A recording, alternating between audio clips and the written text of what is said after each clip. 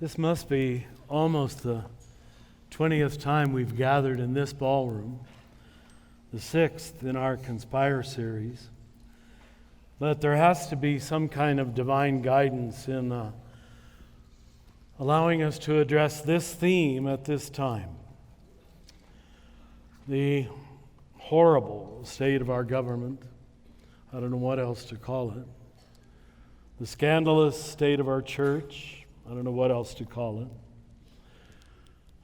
The sad state of our planet as we allow it to die right around us and pretend it isn't happening. How else can we talk about anything but Descentt? So our words will only perhaps clarify, bring to awareness what our eyes are already seeing and our ears are already hearing. Humanity, this planet, is going through a major purgation. I feel so lucky I had to wait toward the end of my life to be surrounded by the staff you saw illustrated here already. So many years I made these conferences depend upon my ability to verbalize things, for good and for ill. And it kept us, I think, far too much in the left brain. And now I'm surrounded by 43 millennial pedagogues.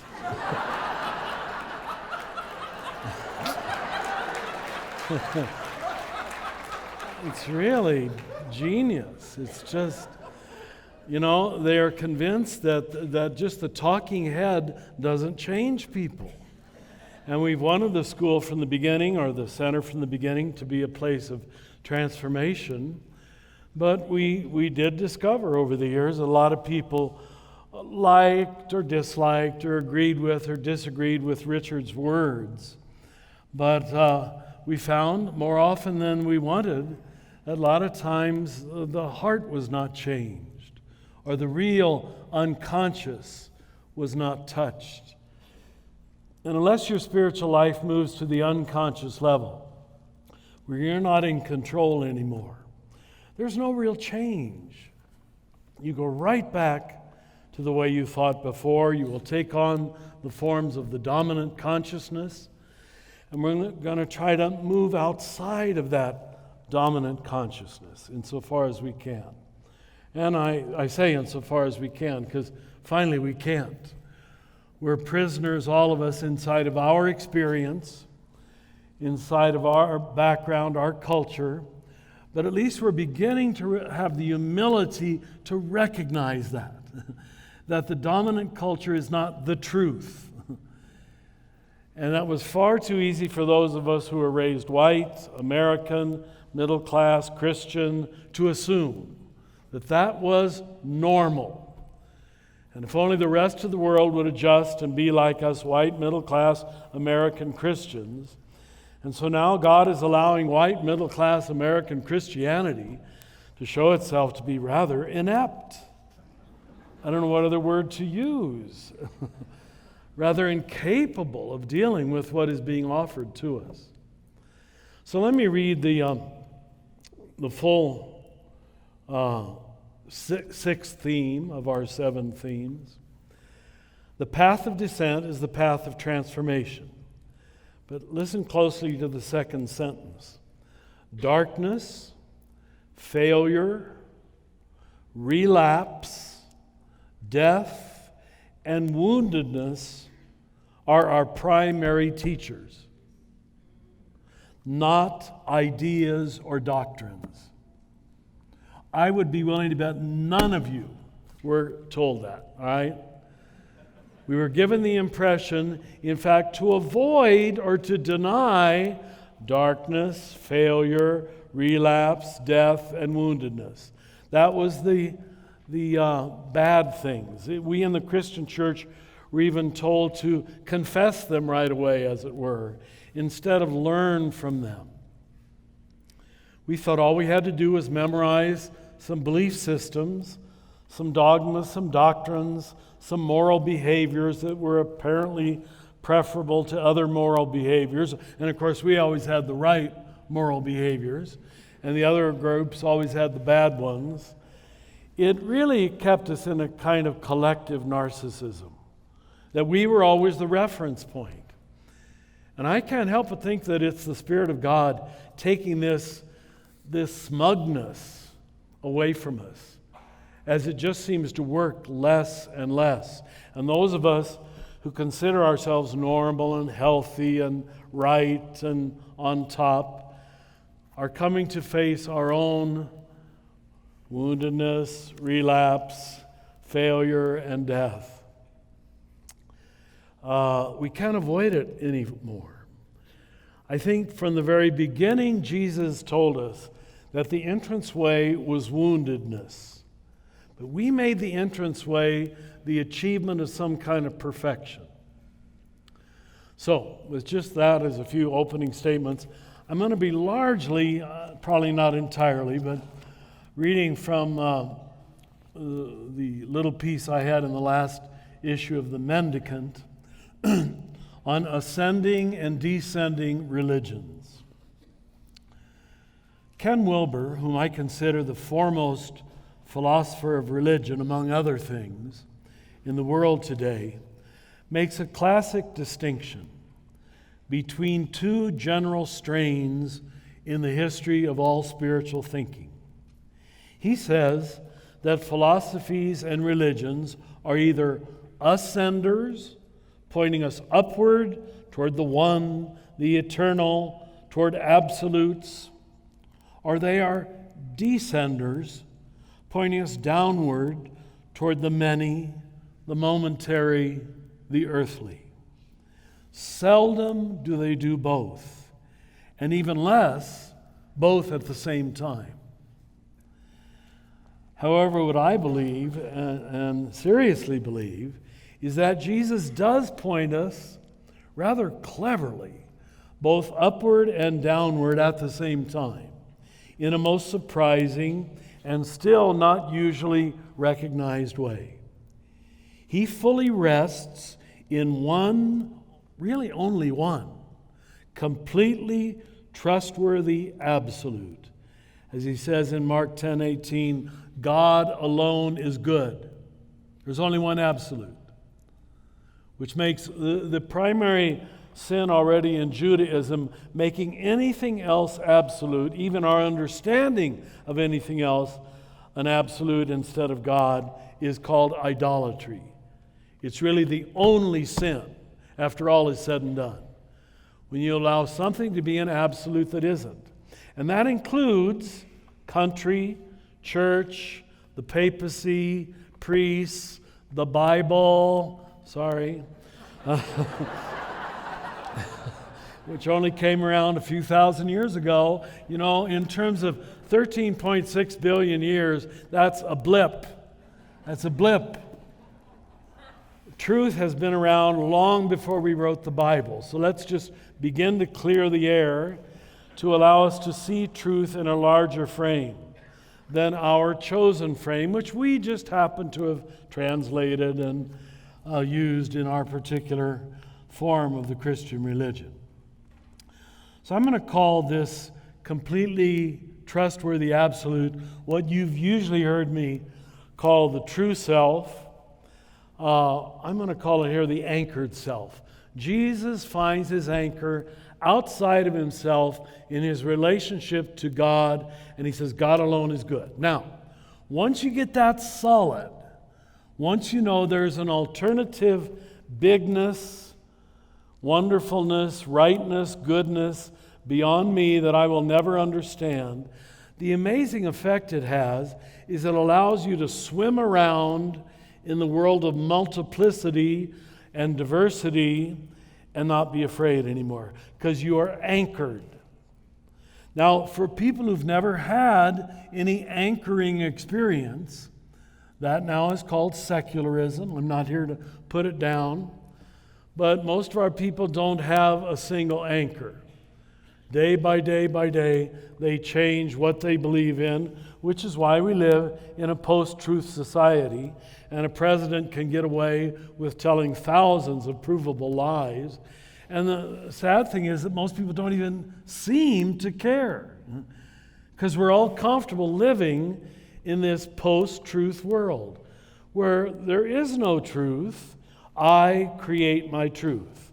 That is the final triumph of narcissism, where we're each on our own, protecting our own little bit of what we think is absolute truth.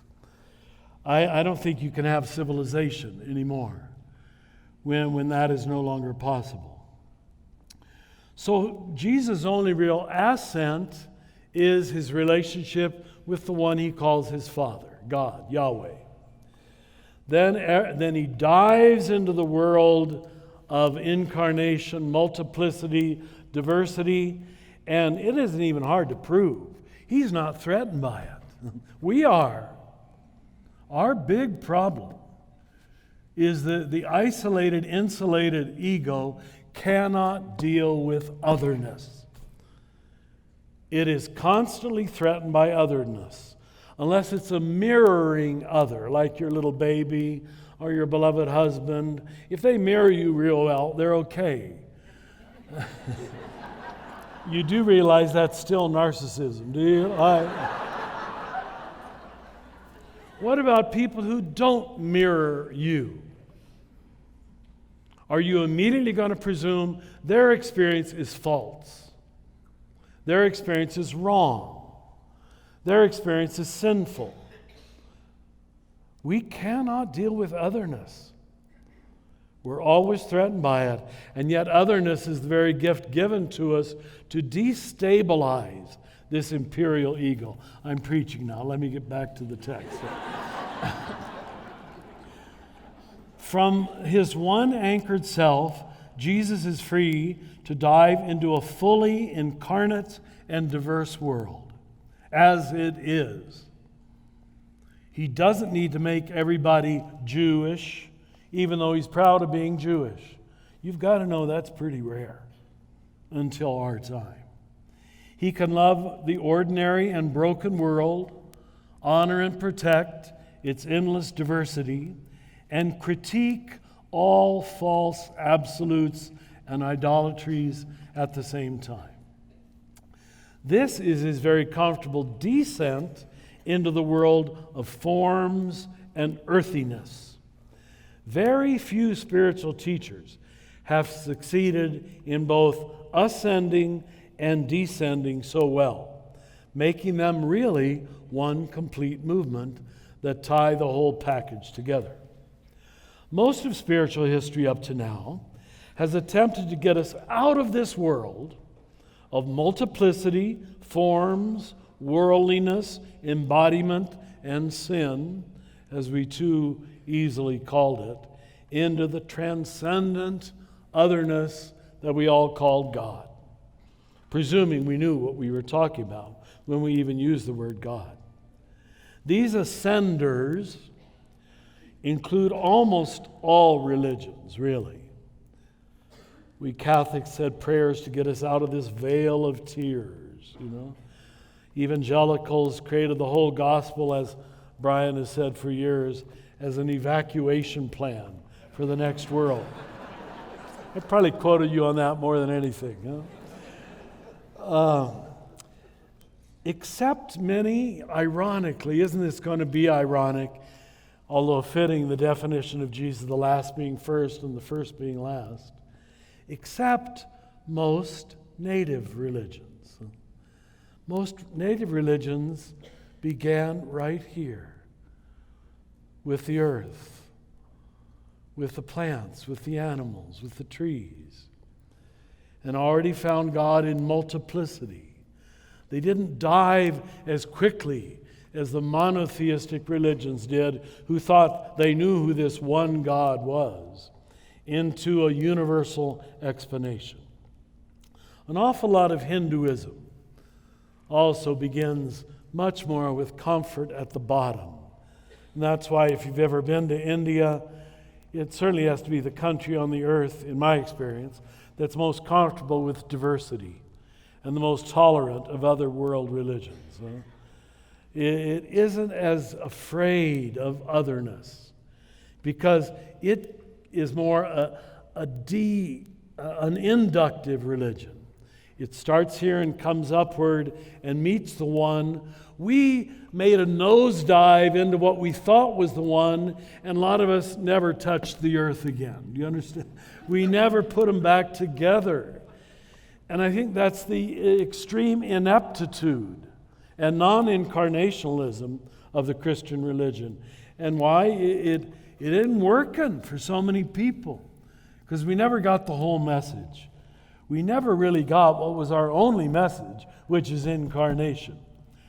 That the Spirit, it seems, always desires to incarnate itself.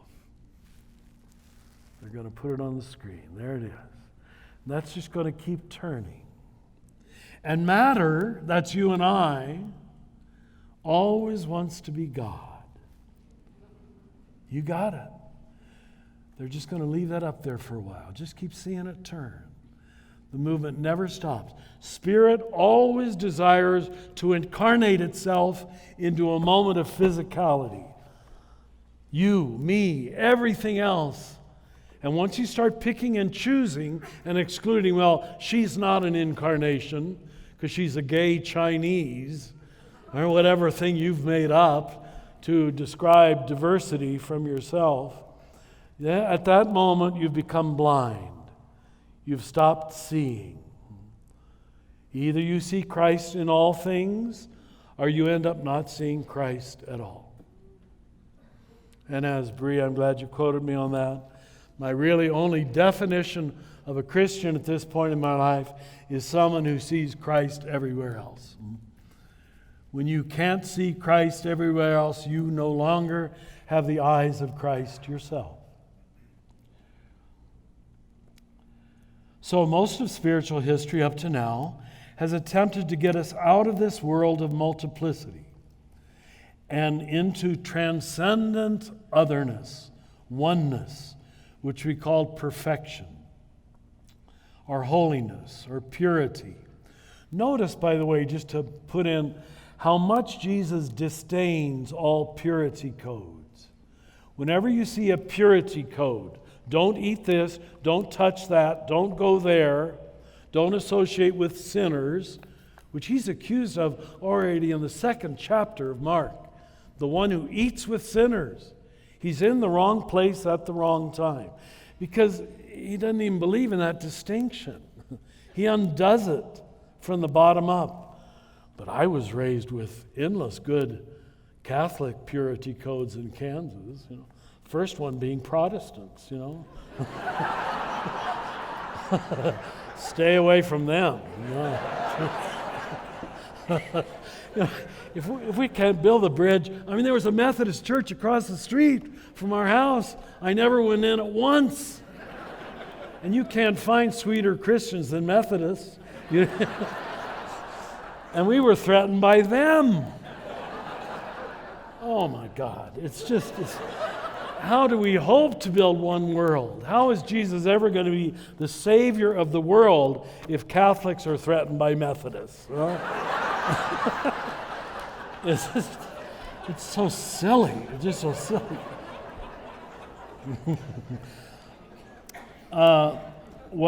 Matthew Fox came to visit me last week, so I'm happy to quote his creation spirituality, and I thanked him for even coining that word for so many of us and helping us to recognize that we can't start with a supposed original sin that happened a few thousand years ago. We got to go back to creation, Genesis 1. It was good, it was good, it was good, it was good, it was very good. Please open Genesis 1. But for some perverse reason, most of us decided to start with Genesis 3. Why? Perverse. I think it's because the ego, to get engaged, it has to have a problem. And so we made the eternal God, the creator of the universe, who created, now they think 600 million galaxies or something like that. We make him get upset because a woman bit into an apple.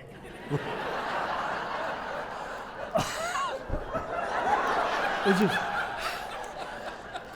no wonder thinking people can't take it seriously, because they don't know how to read spiritual literature. They don't know how to read how spiritual stories are told, and they take them literally, which is the lowest level of meaning possible, the least helpful level of meaning. It does not lead to transformation. It leads to solidification of my interpretation. And I have to say, in favor of my own team, early Franciscanism. I'm not saying we maintained it in all of our history, but the first generation of Franciscans were creation spirituality people.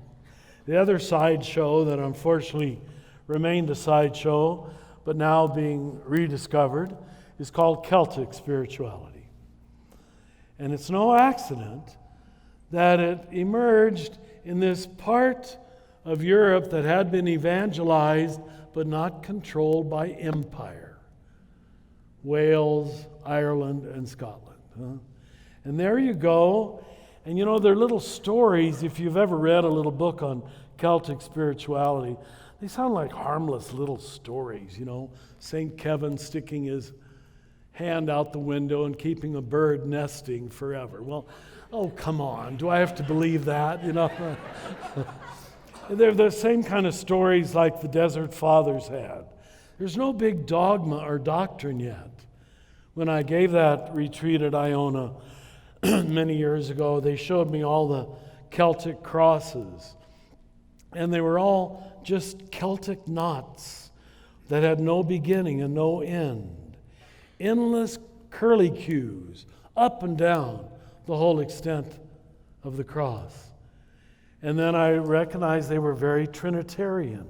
It was all flow. It was all one spirit flowing through everything. Very seldom on a Celtic cross is there found the body of Jesus. It's ironically on all four corners, usually animals. You do that to an evangelical now, you're pagan. You're New Age, you know. What are animals doing on there? Well, if it's all one, you see, there's nothing secular. There's nothing unworthy. It's all image of God, image of God, image of God, image of God, image of God. It's not up for you to choose and decide, well, her skin's darker, so she isn't image of God. That this has lasted till our time at such a broad level is forever a statement on the immense immaturity of the evangelization of the world. We're just in early Christianity. But anyway, this rather universal desire for ascent surely proceeds from our understandable but nevertheless egoic desire to flee our suffering. God certainly understands that. Buddhism was facing the same thing, to get saved. And of course, the ego wanted to feel superior and separate and somehow above all this messy diversity and sinfulness. However, this left us in an empty and disenchanted world, where we were trying to be the holy ones, always judging everything else to be unholy.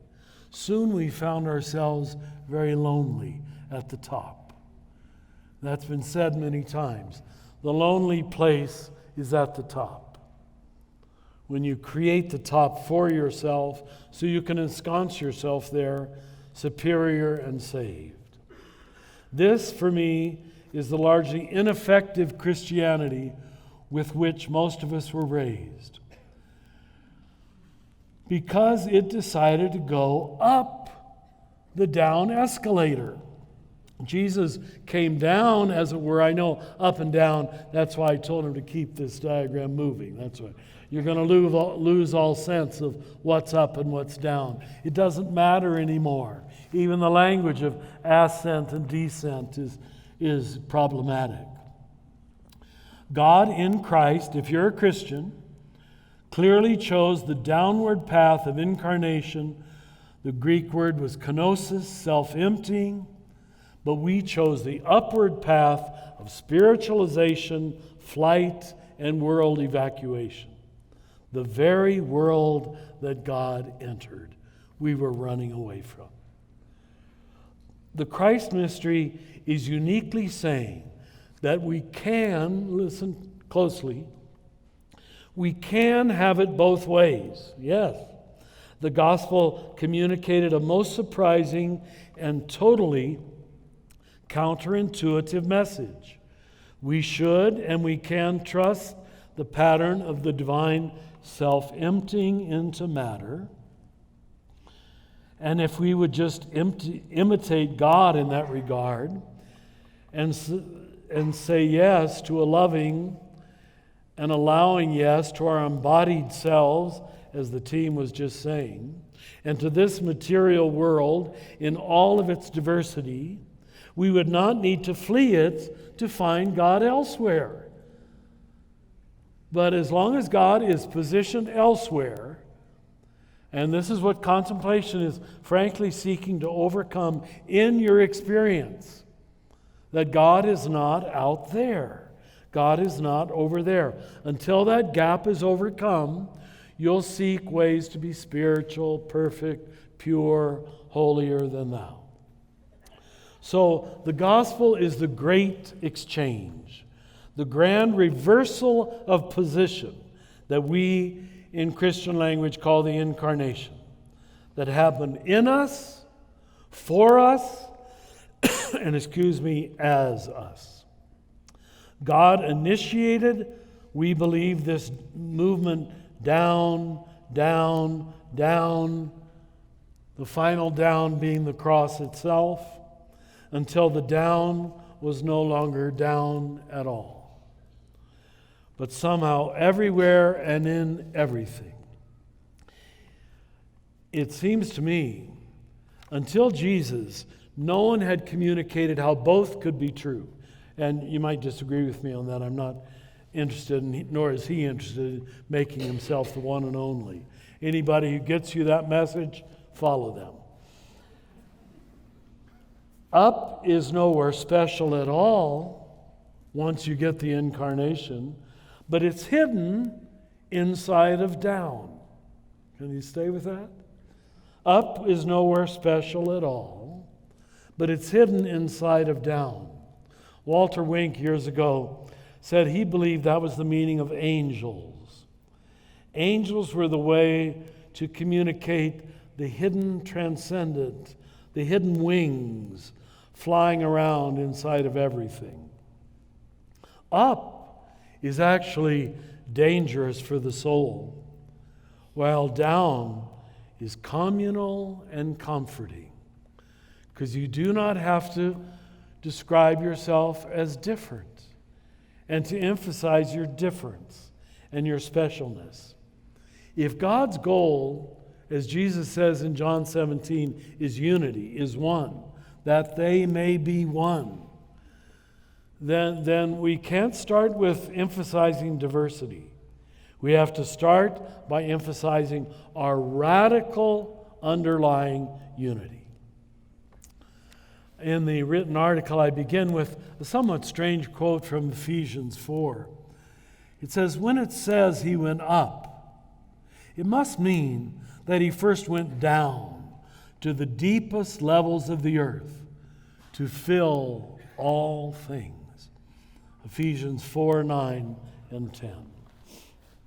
Pope Benedict says that strange and misused phrase that Jesus descended into hell, he says that means he undid it forever.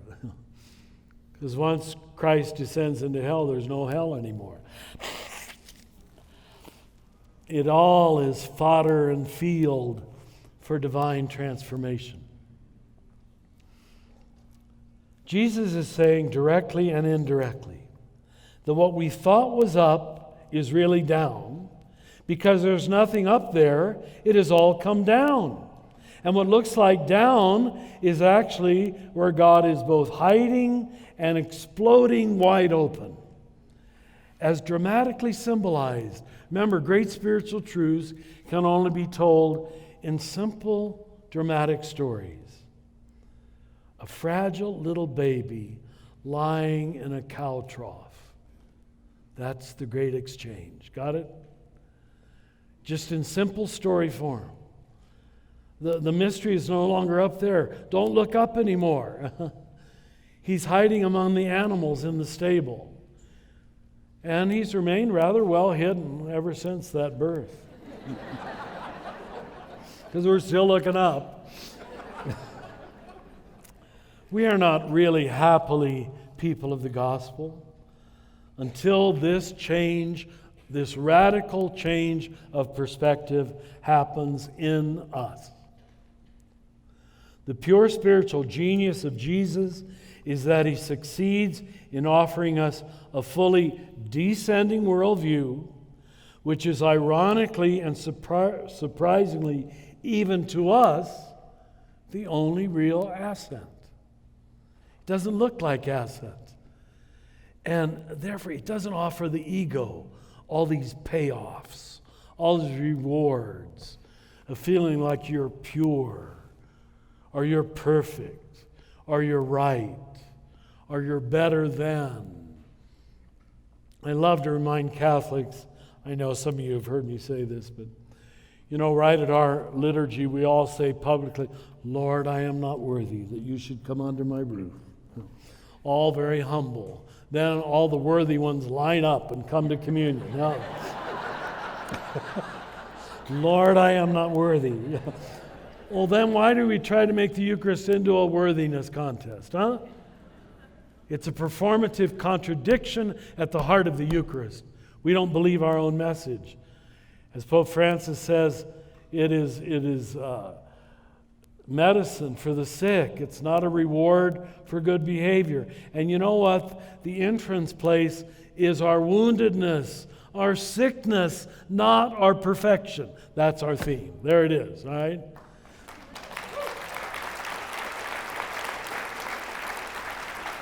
You don't enter the serious spiritual journey out of seeking your own perfection.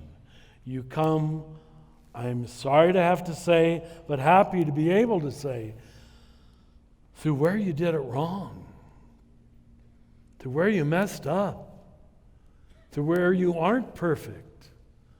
This alone opens the heart space. And that's why those who are in any way judged to be disadvantaged, inferior, inadequate in terms of the gospel actually have the head start in understanding what the gospel is all about. Jesus is saying directly and indirectly that what we thought was up is really down because there's nothing up there. It has all come down, and what looks like down is actually where God is both hiding and exploding wide open. The pure spiritual genius of Jesus is that he succeeds in offering us this. This radical change of perspective offers the imperial ego no payoff, no hiding place, no pie-in-the-sky rewards. True Christianity will always be the most natural of religions. In fact, I think that's why we're a little embarrassed by it. It's too natural. It's too ordinary. It doesn't position us higher. In fact, it leads us down lower. He came unto his own, John 1:10 says.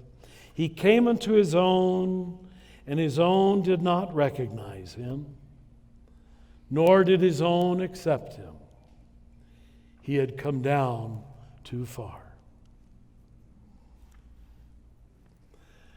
So what I hope to do, I get another chance to talk with you tomorrow, insofar as I can, is to unpackage the biases of ascending religion and the advantages of it too. Remember, we're non-dual thinkers when we're contemplatives. The biases of ascending religions, to put it very quickly, is that it idealizes uniformity, not unity. And let me make that distinction very clear. Divine unity is precisely the ability to create unity out of diversity, to include imperfection inside of perfection, and that's perfection, you see, which is mirrored for us in the very Trinity. The Father is not the Son is not the Holy Spirit. Diversity is maintained and, in fact, magnified. Do you know, if you love someone really well over a long period of life, it actually makes you more yourself. It's a surprise. It intensifies your difference, not in the sense of competition or power over, but her goodness makes my goodness even deeper and more convincing to myself. So divine unity is the accepting, the magnifying, the intensifying of diversity, and no longer being bothered by it. Now, you might have to sit with that for a while. I know Paul told you not to take notes, but you can write that down, right? I'm still struggling with it, and I was taught it 40 years ago. But we were given uniformity as the goal.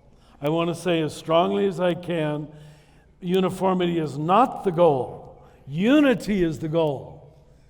And unity is the coming together of difference, the overcoming of the fear and the opposition. And that's the unity in the Spirit. So the bias of ascending religion is it moves us toward uniformity, which becomes, frankly, conformity. What you were told holiness was to be like everybody else who was all around you. And as long as you lived in your white gated Catholic community, no problem. No, just stay there. Stay in your white gated Catholic community. And you call that unity? I don't think so. It isn't even close. It's false unity. It always moves us toward ascent, toward climbing upward to a position of greater power, greater control. And you'll find that group that idealizes the top always wants to protect power. Because power is on their side. Then we have Jesus come along, and give the power to the least of the brothers and sisters. Just turn it on its head. Certitude is also the goal. There's no room for mystery.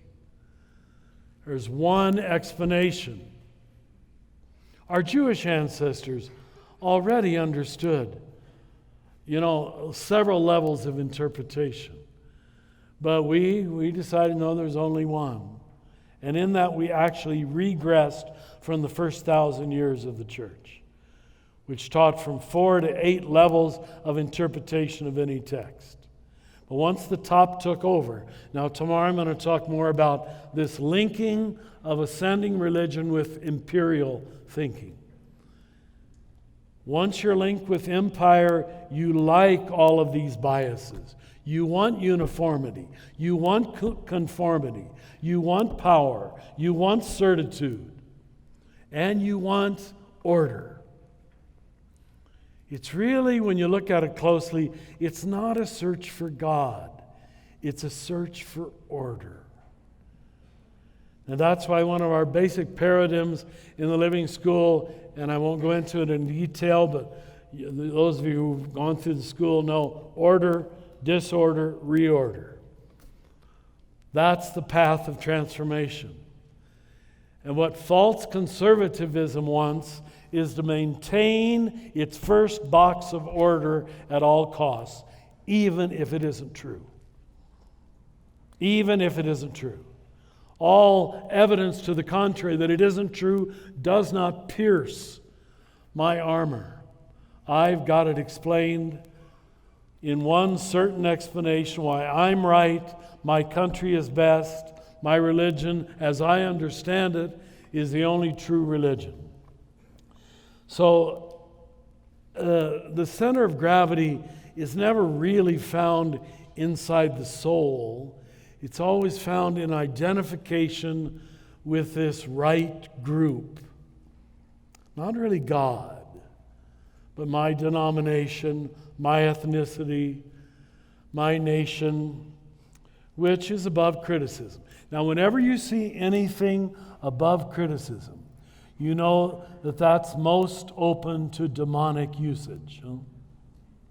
You know, we have all of our customer service team is here, and they talked to me a few weeks ago and said, those recent daily meditations I did on gender, well, those got a lot of pushback, a lot of nasty calls.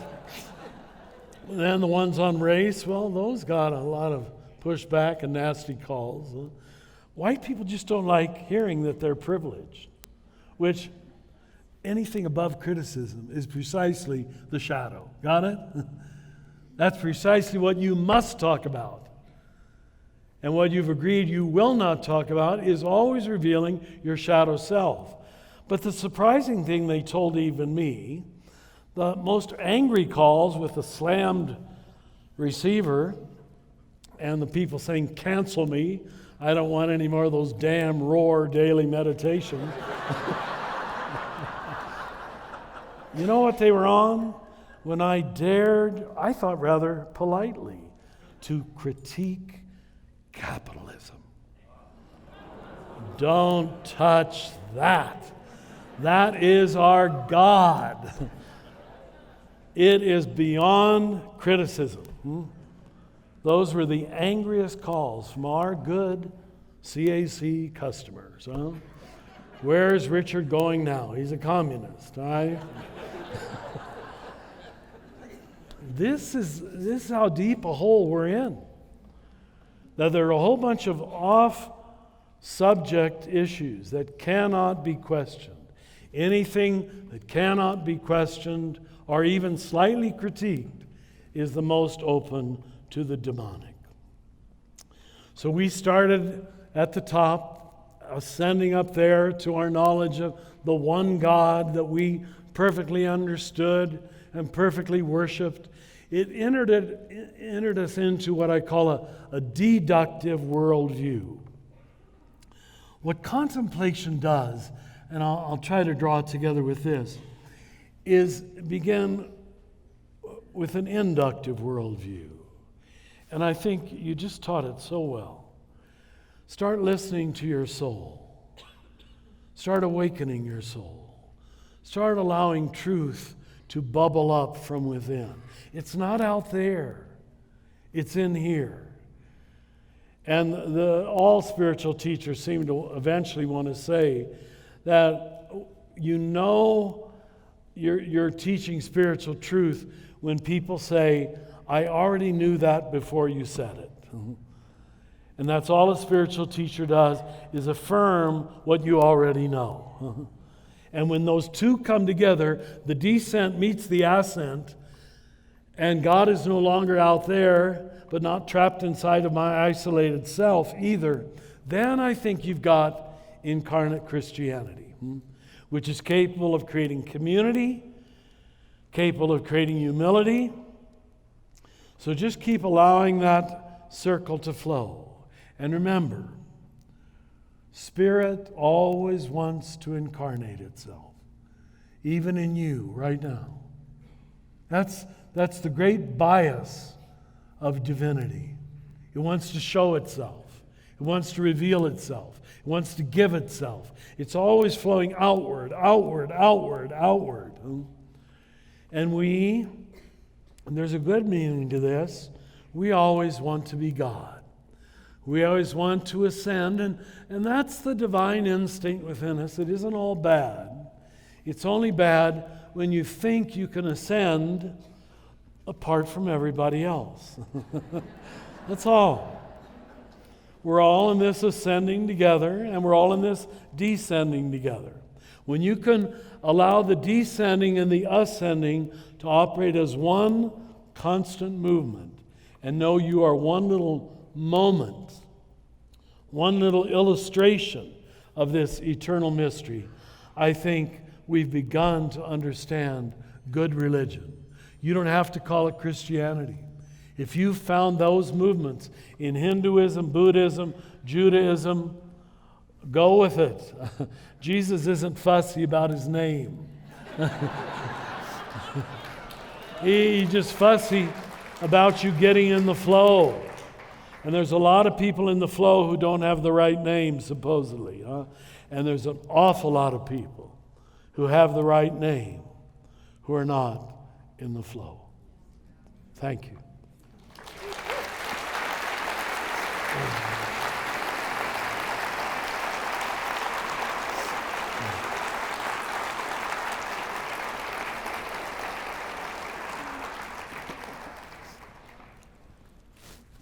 I got to make am I on? Oh, no. Little confession to you. Some of you know I'm getting injections, and the the doctors told me, now Richard, they will have the effect of female hormones. I've had 3 hot flashes already today.